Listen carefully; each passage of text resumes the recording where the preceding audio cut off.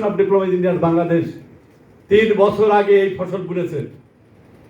বিভিন্নভাবে সরকারকে বলতে বাধ্য করেছে যে বর্তমানে 17 থেকে 18% শিক্ষক মাত্র পলিটেকনিক ইনস্টিটিউট আছে। বিভিন্ন আন্দোলন সংগ্রামের জাতীয় সম্মেলনে অব্যাহতভাবে বলার পরে এই পদ সৃষ্টি হয়ে আজকে আপনারা বিভিন্নভাবে চড়াই উতরাই পেরিয়ে আজকে কিন্তু আপনারা আমাদের সম্মুখে উপস্থিত হয়েছেন।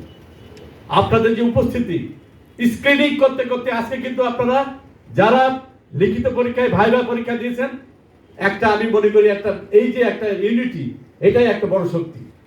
আপনাদের ঐক্যবদ্ধতা এবং সংঘবদ্ধতা যদি থাকে, আমি ওই আদালতের কোনো বাধা হতে পারে বলে আমি মনে করি না। এটা কোনো বাধাই না, শুধু সময়ের ব্যাপার। আপনাদেরকে ধৈর্য ধারণ করতে হবে। Institution of diploma engineer Bangladesh অব্যাহতভাবে ডিপ্লোমা ইঞ্জিনিয়ারদের জন্য কাজ করে যাচ্ছে। আজকে সরকারের যে ভীষণ 2040 সালের মধ্যে 50% কারিগরি শিক্ষায় শিক্ষিত হতে হবে, এটা কিন্তু ইনস্টিটিউশনের বদলে কিন্তু আজকে সম্ভব হয়েছে। প্রিয় প্রকৌশলীবৃন্দ, আপনাদের এই ইউনিটি বজায় রাখতে হবে, কারণ আগামী দিনে আপনাদের পদোন্নতি প্রিন্সিপাল বলতে আপনারা হবেন। আমি জুনিয়র ইন্সপেক্টর, আপনারা হতে পারবেন না, এটা কিন্তু আমি বিশ্বাস করি না। শুধু সময়ের ব্যাপার।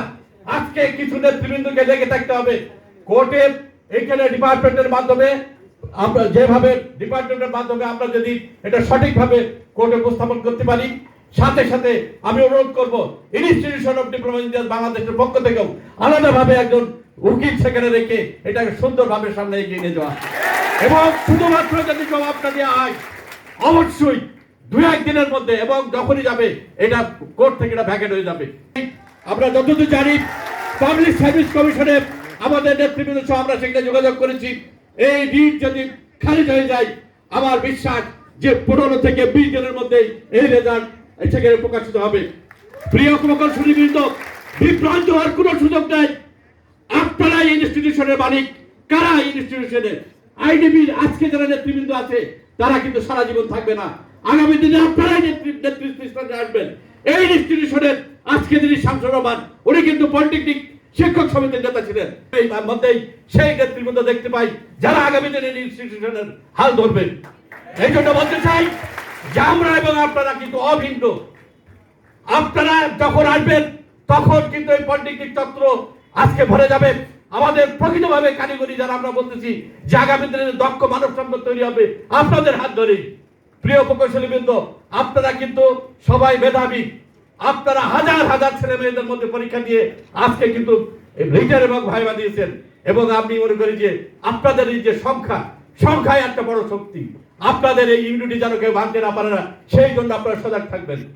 আমরা এবং আপনারা যদি এক থাকি, আমার বিশ্বাস যে অনতি বিলম্বে এই সমস্যার সমাধান হয়ে যাবে এবং কোনো কিছু ধপে টেকবে না।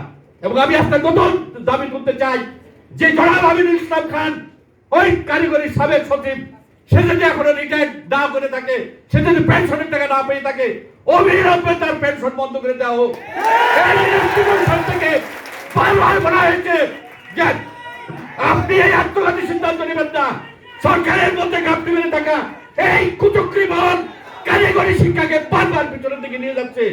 আমার এখনো মনে হয় এই কারিগরি মন্ত্রণালয় বা অধিদপ্তরে এখনো কিছু লোক ঘাপটি মেরে আছে যারা এদেরকে লালন করতেছে। পলিটেকনিক শিক্ষক সমিতির নেতৃবৃন্দকে বলতে চাই, তাদেরকে আপনারা চিহ্নিত করুন, অবিলম্বে তাদেরকে কারিগরি এই অধিদপ্তর বা এই সচিবালয় থেকে তাদের উৎখাত করতে হবে। এই কারিগরি আমাদের এই মাননীয় প্রধানমন্ত্রীর স্মার্ট বাংলাদেশের নির্মাণের পথে যে বাধা হবে তাকে আমরা অবিলম্বে মোকাবেলা করব, এবং এই ষড়যন্ত্র অবিলম্বে উৎখাত করে জুনিয়র ইন্সপেক্টরদের পদে নিয়োগ অবিলম্বে হবে সেই আশা ব্যক্ত করে এবং সবাইকে ঐক্যবদ্ধ থাকার আহ্বান জানিয়ে আমার বক্তব্য শেষ